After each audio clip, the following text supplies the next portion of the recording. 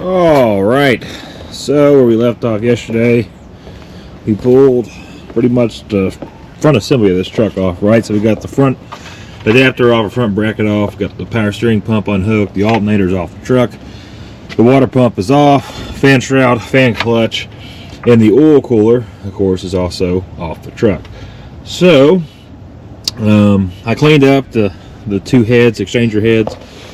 So we're going to work on, let's exchanger heads should be back here. Yeah, there they are. We're going to get them cleaned up. We're going to get them press them together on the new exchanger itself. We're going to get the oil cooler mounted back up here real quick, and then we'll probably go ahead and mount the water pump while we're just here. And then I'll work on pulling. We're going to pull the cold side charge pipe. That's right, cold side's on that side with these. Pull the cold side charge pipe off. We're going to pull the doghouse off, which, I mean, I don't know if anybody still calls it that. I think it's more of an old school term, but the doghouse right here is the air direction, pretty much housing here. So your discharge from your turbo comes out here, goes through the hot side pipe to the charge air cooler, out, goes back into the doghouse, and then goes down and splits into two before going to the heads feeding the cylinders with compressed air. So we're going to pull the doghouse out, and then we'll unhook the high pressure fuel lines. Although I may not have to, because I'm not going to shouldn't have to pull the H-pop completely out. So what we'll do is we'll unmount it, and then actually, you know what, we're not going to put the water pump on first, because I want to be able to pull that cover completely off. So we're going to unbolt it. I think it's, if I remember right, it's two 10mm bolts, if I remember right. And we're just going to slide the pump back. I'll be able to get the gasket out here since the bracket is not out, so we'll pull it out, we'll clean up everything, and we'll put the new gasket back in, and we'll slide it all back together, bolt her back up.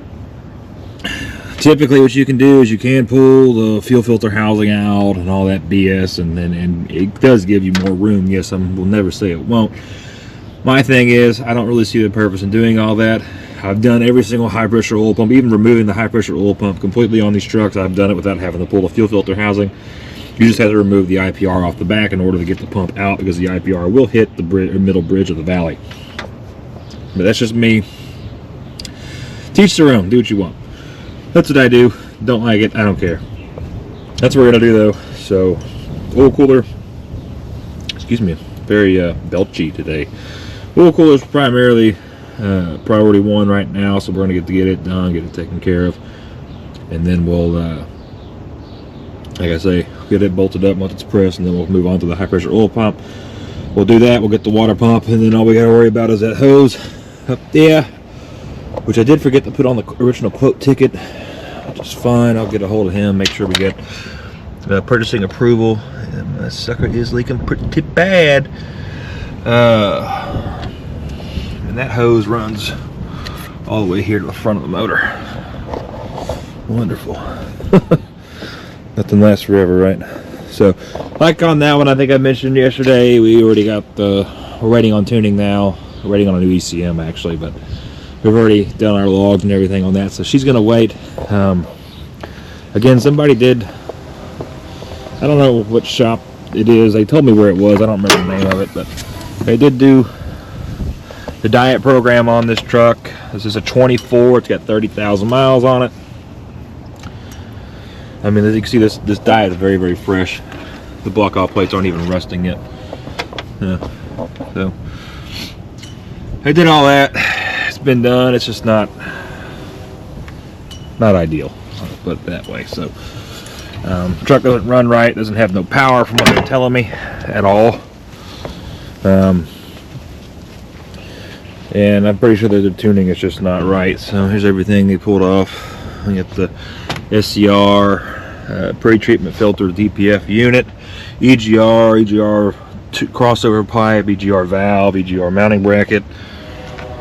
You can get an extra 4-inch clamp. You even pull the depth tank off. Not a big fan of leaving the crossmember off, though, because it is kind of an extra frame support on these. I left mine on. I did pull the depth tank off when I did put the Titan tank in, but I left this bracket on there. It's a heavy duty frame support, but to each their own, I guess. You know, everybody does things different, and some people are wrong. So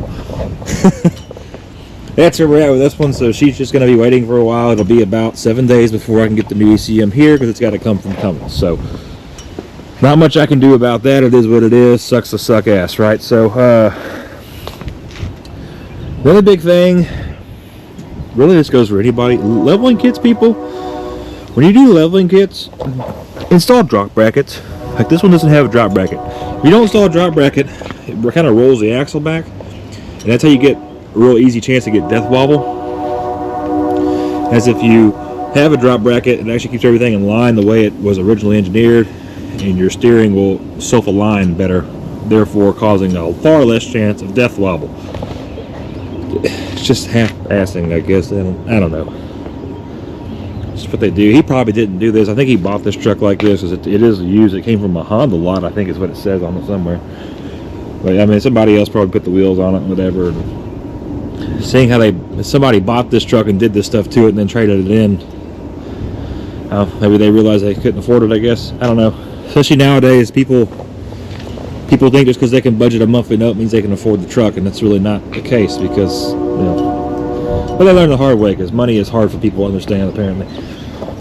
But here we go. So let's get this old girl back together right here. Try to get her done. And I say try, I mean that is the goal. We are going to have this truck done today. I want it done today, and then that way we can proceed on try to. We didn't got much more to pull that motor. I just need to get it out. I know I keep saying motor. It's not a motor, it's an engine. Motor's electric. Yeah, no shit, but it's just terms. So we're gonna get that engine out of there, and then I think that really should be it. We got a whole lot else to do this weekend, which is good. But I got plenty of work coming, which is good and not good, because it means I'm gonna be busier than hell. But it's also good because it means we're making money. At the beginning of the year has always been slow. I don't know what it is. I think it's just the post-holiday thing when it comes to, you know, spending money, which I completely understand. I am just as broke as the next guy. But you know, between Christmas and New Year's, I mean, you know, it's just a lot of spending, and I think people don't like getting stuff done. So things are picking up, which is good. It's what I like to see. It was normally I get like it's like till after Christmas. I mean, the work just freaking floods in. This time it wasn't until like into January. It'll take a little bit longer than normal, which is perfectly fine. So have both our trucks over there sitting all nice and pretty. Dynamic duo. The 250,000 Golden Egg 6.4 Power Stroke next to the 19 or 20, whatever the hell it is, 20 Ram 2500. So let's get this sucker done here. We can get her all cleaned up, get her fired back up, and the owner can take this truck back. I think he uses it for work. He said he was in a rush, but not in a rush kind of thing, you know, which I do respect, because it's not good to rush. I don't like being rushed, you know. Somebody's like, I gotta have this done like immediately. It's like, well, you know, the thing about it is shit like this, especially on an older truck. And I mean, we're gonna get it done in a timely fashion, without a doubt. But the thing of it is, when we get older trucks like this, there's no telling what you find, right? So there's a lot of exploring work or explanation. I can't even speak right now. My tongue's all screwed up. But as you dig into it, you find more things wrong. I mean, it's old. It's bound to happen, right? So, which then leads to more issues, and having this eventually or somewhat cost more money to the customer. Which, I mean, you know, it is what it is, right? But not that I want him to spend more money, but it is a thing. Like, I'm a big person. Anybody who has dealt with me and I've worked on your vehicle, or you just know me personally, knows that when it comes to fixing things, I mean, we do it right. I mean, I'm like, I go overboard sometimes, right? Because I was contemplating rebuilding the engine over turbo failure, which is stupid, right? But that's just the way my mind works. I'd rather have everything 100% instead of half-assing stuff, which is, you know, also why we just ended up putting new turbos on that truck, which is not an expense I wanted to spend right now. I was really hoping to get by for a little bit longer. But I mean, it is what it is, right? It's better safe than sorry. And especially, you know, I drive that truck to work. That's my main truck I drive to work. And I drive one way is about 30 to 40 miles or so. So, I mean, you're talking almost 80 miles a day just to and from, right? And it's all major highway. And I don't need that truck failing on me doing that. So, you know, that's where I'm at. And the same thing when it comes to these. I mean, people rely on these trucks, no matter how old they are or how much of a hoot they are. People rely on these vehicles to get them to and from, and they expect these vehicles to get them to and from without any issue. And I expect them when they leave here to be a lot better than what, you know, they came in, right? So if I find something that needs to be fixed, I'm going to press for it to be fixed. Now, if I think it's something that can wait, right? I mean, there's always stuff that can wait. Then I will just be like, hey, you know, I found this. It's not urgent, but it's definitely something I put on the radar that we should probably take care of in a pretty timely manner, you know, give or take within a couple thousand miles or so. And, you know, most of the time people are like, oh, yeah, I mean, cause especially like, you know, if say we're this deep into something and then we find something else wrong when we're this deep. It's like, well, it's a lot cheaper for us just to buy the part now because we're here. I don't have to charge a lot of labor. But if we put everything back together and then we decide next month we want to do it, well, now we got to pay. He's got to pay me to tear everything back apart, so that we're paying a lot more in labor when we could have saved more money. I know, again, yeah, if you're already spending a lot of money at one time, you don't want to spend more, right? But we could have saved money in the long run by doing it sooner. So if you got a good shop and they hit you with stuff, I get it. Nobody wants to spend money, but really, truth be told, if it can save you money in the long run, it's worth it now. Take the punch now. It's just, you know, again, no good mechanic wants to see a truck leave with an issue that we know about and then end up causing a bigger issue down the road, right? Find small, fix small. You know, find big fix, right? So just stuff like that. And that's the way I think. My goal is, I love making money, right? But my goal is ultimately to save the customer as much money as possible. So if we can find something now we can fix and then save money in the long run, that's what we're going to do. Or at least that's what I'm going to push. Will they do it? I can't force anybody to spend their money. I'm not their accountant. I'm not their significant other. I do not manage their pocketbook. I don't want to manage their pocketbook, nor do I give a shit to. So it's enough ranting. Let's put this freaking truck together, huh?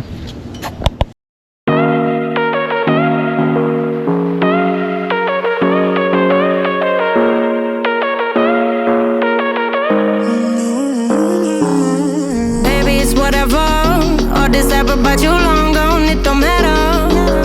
Ride or die, that's been the deal. The light of your back, I disappear. But if you don't play that for me, I'm out of it, I'm out of it. I lick my gun and then I'm done. I'm out of it, I'm out of it. No man to tell me you're no good. I'm brushing away, the weight of you of my shoulder. Done with my cigarette, and when all the smoke is clear, I'm brushing away to you, the weight to you, the weight to you. Don't need a no man.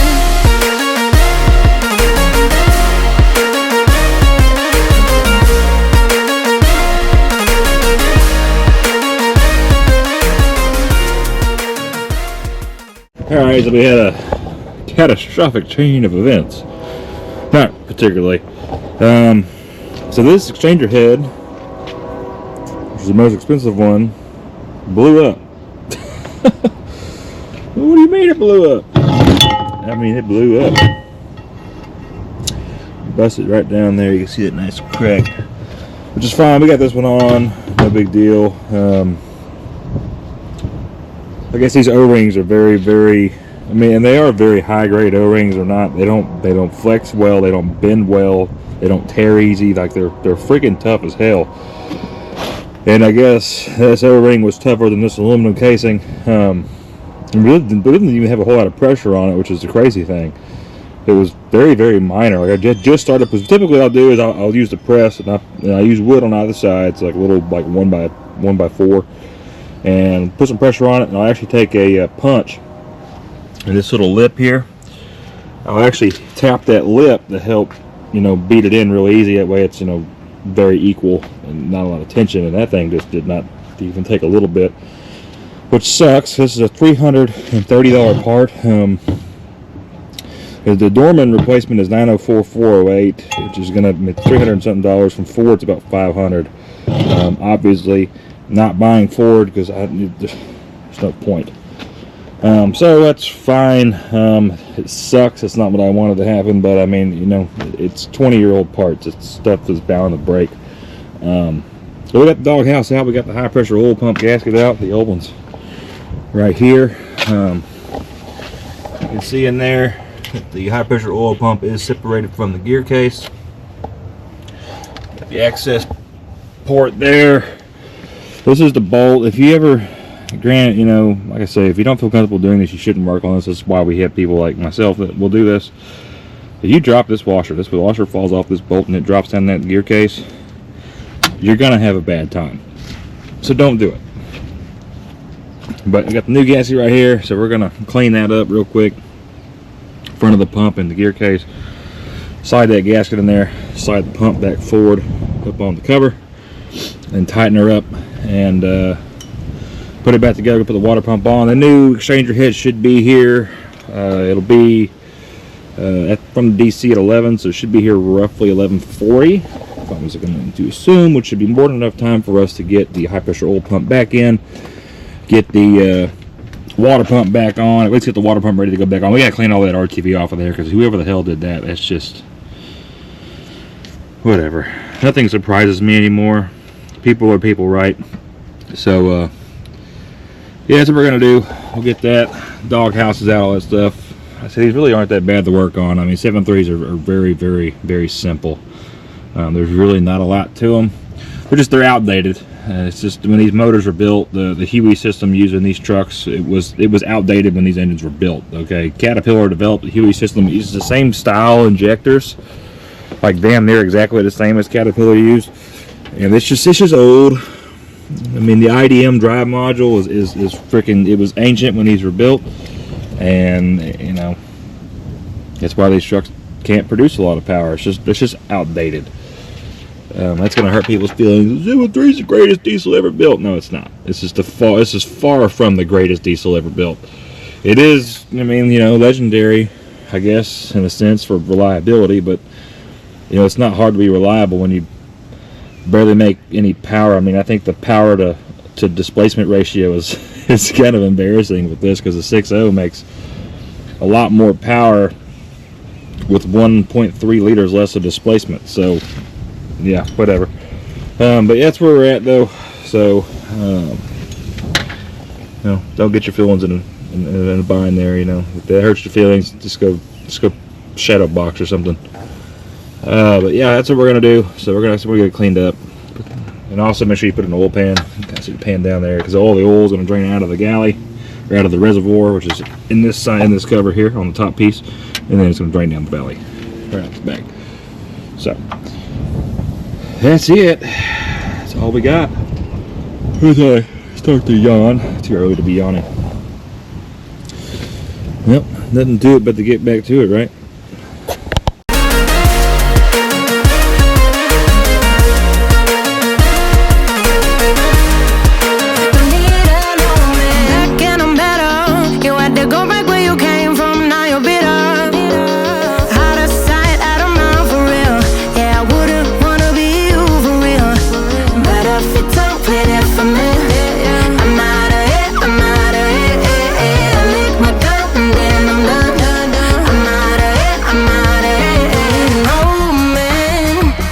Tell me you're no good. I'm brushing the weight of you, of my shoulder. Done with my cigarette, and when all the smoke is clear, I'm brushing the weight of you, the weight of you, the weight of you. Don't need another man.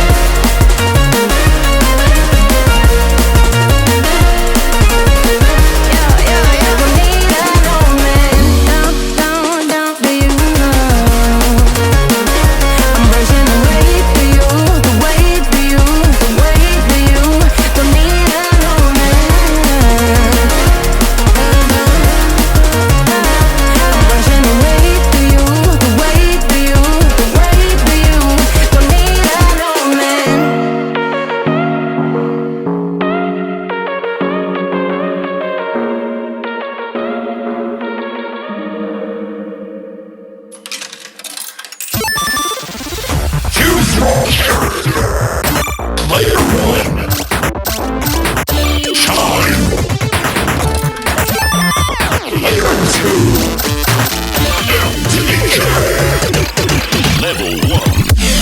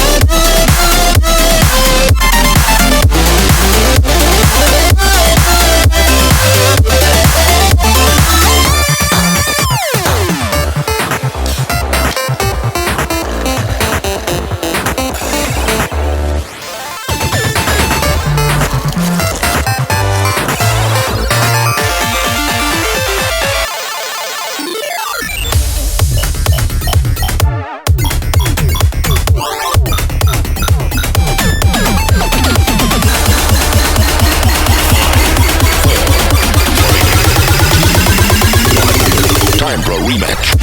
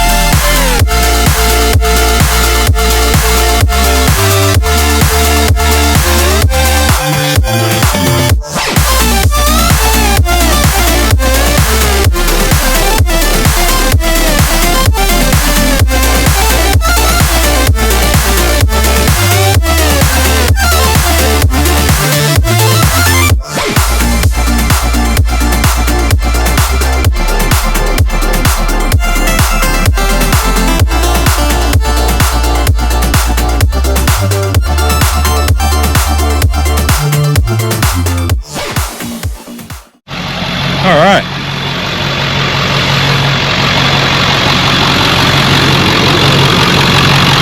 Oh, the tail is running.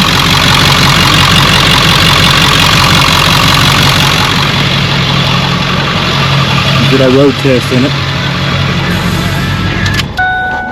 The driver window does not roll down, so it's kind of a feature. She's not shitting oil. She still leaks. The oil dipstick leaks. Where it threads into the side of the oil pan. Turbo pedestal leaks, turbo leaks. But he wanted the big leaks taken care of, which was what we did. So, new water pump, high pressure oil pump gasket, new oil cooler, all new resealed. New heater hose. That's new too. No longer leaking, imagine that. So yeah. All good. Coolant level still good. All nice and mixed up. I just gotta get one more thing off the computer off this truck, and then we're done. So I'm gonna pick up and organize a little bit since we got a early in today, and then that'll really be it. So it's been fun, but it ain't been real fun. Legs are all hurting now. We'll get this information off this old white truck, and then we'll park this one off to the side. It's ready to go home.